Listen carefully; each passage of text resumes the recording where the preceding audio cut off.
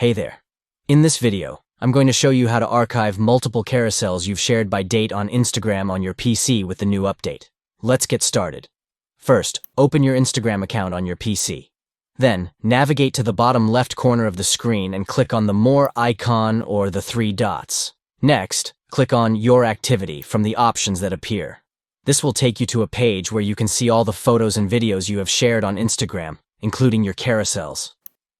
Now, in the Photos and Videos section and the Reels section, you'll see the carousels you have shared. Click on Sort and Filter to organize them by date. Enter the start date and end date for the period of the carousels that you want to archive.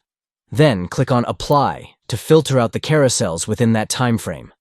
Click on Select to choose the carousels you want to archive. You can select multiple carousels at once. Finally, click on Archive and confirm the step. Your selected carousels will now be archived and can be accessed later if needed. And there you have it. A quick and easy way to archive multiple carousels you've shared by date on Instagram on your PC. Thanks for watching.